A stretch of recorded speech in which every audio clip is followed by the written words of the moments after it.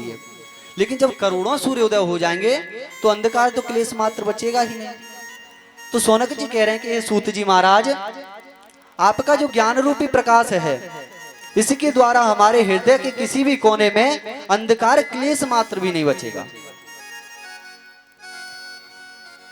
क्योंकि आपका ज्ञान करोड़ों सूर्यों के समान है, एक सूर्य के समान नहीं है, करोड़ों सूर्यों के समान है। और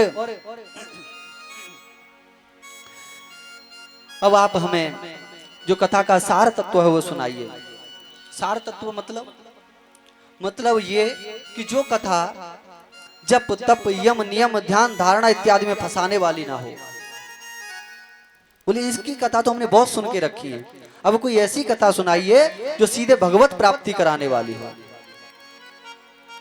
और जो मेरे कानों को सुनने में रसायन प्रदान करे, और जो महान विवेक को देने वाली हो। ये महान विवेक क्या है? तो भगवान शंकर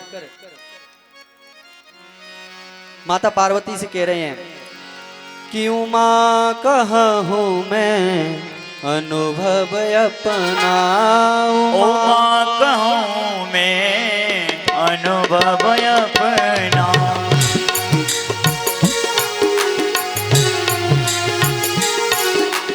उमा कहूं मैं अनुभव अपना, उमा कहूं मैं अनुभव अपना, सत हरि भजन जगत सब सपना, सत हरि भजन जगत सब सपना, उमा कहूं मैं अनुभव अपना। भगवान शंकर कहते हैं कि हे भवानी, ये मैं कोई सुनी हुई बात नहीं कह रहा हूं, ये मेरे जीवन का यथार्थ अनुभव है कि ये सारा संसार झूठा है, केवल अगर सत्य कुछ है तो भगवान नाम ही है। और इस बात का सही सही से किसी को ज्ञान हो जाए कि ये संसार झूठा है और केवल भगवान ही सत्य है, तो फिर रही क्या गया जिसका ज्ञान होना बाकी है। यही तो है महान विवेक। ये संसार सब झूठा है, केवल भगवान ही सत्य है, इस बात का किसी को भली भांति ज्ञान हो जाए, यही महान विवेक है।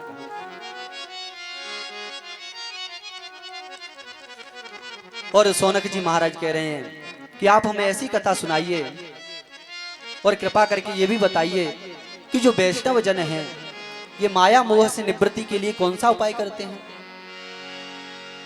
क्या उपाय करते हैं। और जो कलयुग में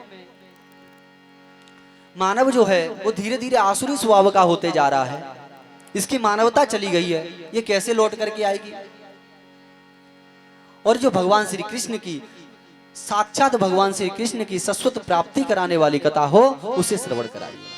जो इस प्रकार से प्रसन्न किए और कहने लगे, बोले गुरुजी आपसे क्यों पूछा है, क्योंकि चिंता मणिर लोक सुखम सुरद्रो स्वर्ग संपदम प्रयच्छति गुरु प्रीतो वैकुंठम योगी दुर्लभम। क्योंकि यदि देखो एक चिंतामणि नाम की मणि होती है,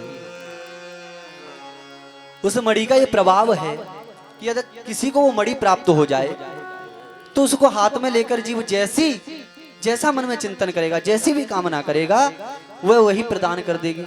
चाहे वो कोई से भी सुख को प्राप्त करना चाहता हो, कोई से भी संपदा चाहता हो, वही कल्पवृक्ष होता है। नाम तो सुना होगा, समुद्र से निकला था ना समुद्र मंथन में, तो उस कल्प वृक्ष के नीचे खड़ा होकर के जीव यदि स्वर्ग की संपदा की भी कामना करे तो वो स्वर्ग की संपदा भी उसे सहजता से प्रदान कर देता है। लेकिन दोनों की सामर्थ्य है, इन दोनों की कुछ सीमाएं हैं, उससे ज्यादा ये नहीं दे सकते। तो इनकी सीमाएं क्या है? कल्प वृक्ष केवल स्वर्ग के सुख सुविधाएं वहां तक ही प्रदान कर सकता है, और जो चिंतामणि है वो इस संसार की भौतिक वस्तुओं तक प्रदान कर सकती है। ये दोनों के अंदर भी इतनी सामर्थ्य नहीं है कि ये दोनों मिलकर के भी भगवान की प्राप्ति करा दें।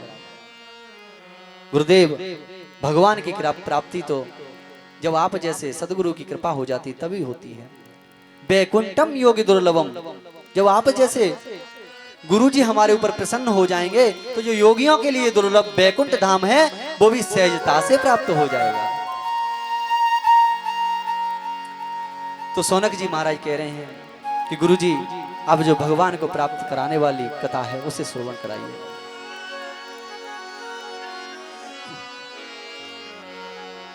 अब सौनक जी के ऐसे दिव्य प्रश्नों को सुनकर के सूत जी महाराज बड़े गदगद हो गए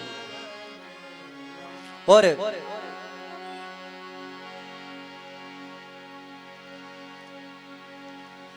सूत जी महाराज कहने लगे कि हो सौनक जी,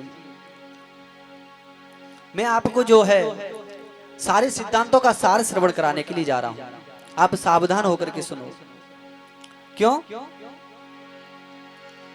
क्योंकि काल व्याल मुख ग्रास त्रास निर्णास हे तवे श्रीमद्भागवतम शास्त्रम कलौकीरेण भासितम।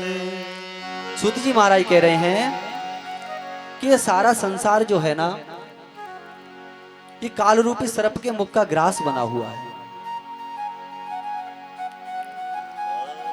जैसे चवेना बना हुआ है, वो पता नहीं कितनों को खा चुका है। जैसे एक बच्चों को चवेना दे दिया जाता ना, जो छोटे छोटे होते थे, ऐसे ही बोले उसके मुंह का चवेना है ये पूरा संसार, वो सबको चबा रहा है। कब किसको निकल जाए कुछ नहीं पता। झूठे सुख को सुख कहे मानत है मन मोद, खलत चवेना काल को कछु मुख में कछु गोद। ये सारा संसार काल रूपी सर्प के मुख का चवेना है। वो कुछ को निगल चुका है, कुछ उसकी गोद में, कब किसको निगल जाए कुछ नहीं पता। क्षण भंगुर जीवन की कलियां कल प्रात को जाने खिली न खिली, मलिया गिर की सुच सुंदर मंद सुगंध समीर चली न चली। कल काले कुठार लिए फिरता तन नम्र सी चोट झिली न झिली, भजले हरि नाम हरि रसना, फिर अंत समय में हिली न हिली। तो इस संसार में कब किसको जाना पड़े, पानी का बुदबुदे की तरह है ये जीवन, कब फूट जाए किसी को नहीं पता। बारिश में बुदबुदा बन जाता है ना, बतासा टाइप का, कब फूट जाएगा उसका की सीमा थोड़ी ना उसकी। इसी प्रकार से ये संसार भी तो है, ये संसार हमसे कब छूट जाए हमें इसका भी कोई ज्ञान नहीं है। तो कह रहे हैं सूत जी महाराज कि हे सौनक जी, बोले जो ये मृत्यु का भय है ना कि हमें संसार से जाना पड़ेगा और पता नहीं कब जाना पड़ेगा, और ये भी नहीं पता है कि हमने कुछ ऐसा किया है सत्कर्म या नहीं किया है जिससे हमें भगवान की प्राप्ति हो जाएगी, हमारी मुक्ति हो जाएगी, कुछ पता है? नहीं पता। तो बोले मैं ऐसी कथा श्रवण कराने जा रहा हूं जो इस संसार के मृत्यु के भय से मुक्त कराने वाली है और जो साक्षात भगवान को भी प्राप्त कराने वाली है।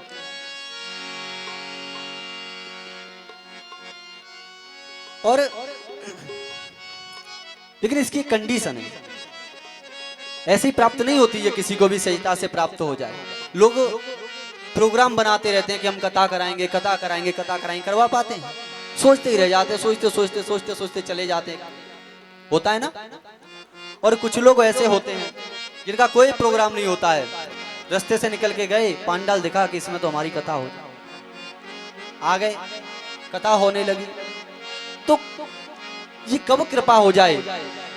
ये तस्माद परम किंचिन मनः शुद्ध्यै न विद्यते, जन्मांतरे भवेत पुण्यम तदा भागवतम लभे। कब प्राप्त होती है? जब हमारे जन्म जन्मों के संचित पुण्यों का उदय होता है। जब वो पुण्य उदय होते हैं तो ये कथा में सहजता से ही प्राप्त हो जाती है। फिर प्रयास करने की आवश्यकता नहीं पड़ती। जो प्रयास करते रहते हैं उनका जब तक पुण्य उदय नहीं हो रहा है तब तक प्रयास ही करते रह जाते हैं, करवा ही नहीं पाते। करवा कौन पाते हैं? अनायास ही जिनके ऊपर कृपा हो जाए बिहारी जी की, वही करा लेते हैं।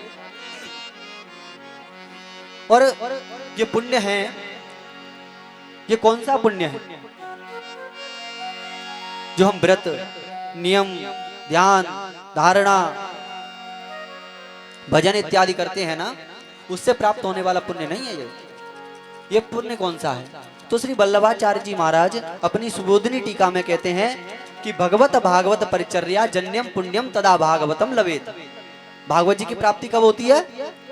जब हमसे कभी जाने में अथवा अनजाने में, या तो भगवान की या भगवान के किसी प्राण प्यारे भक्त की सेवा बन जाए और उस सेवा का जो संचित पुण्य है वो एक साथ उदय हो जाए, तब जाकर के हमें इस भागवत कथा को श्रवण करने का स्वअवसर प्राप्त होता है। तो सूत जी महाराज कह रहे हैं कि सोनक जी जो भागवत कथा है ये कोई साधारण नहीं है, और ये अवसर हमें ऐसे ही प्राप्त नहीं हुआ है। पता ये क्या है? बोले ये वही भागवत है जिसको श्री सुखदेव जी महाराज ने राजा परीक्षित को श्रवण कराया था, और जिसको श्रवण करने के बाद राजा परीक्षित का जो सर्प के द्वारा मृत्यु का भय था वो नष्ट हो गया था। तो ये मृत्यु के भय से मुक्त कराने वाली कथा है। अब राजा परीक्षित को श्राप लग गया था, सुखदेव जी महाराज कथा श्रवण करा रहे थे। तो जब कथा प्रारंभ ही हो रही थी कि उसी समय देवता लोग अमृत कलश लेकर के आ गए।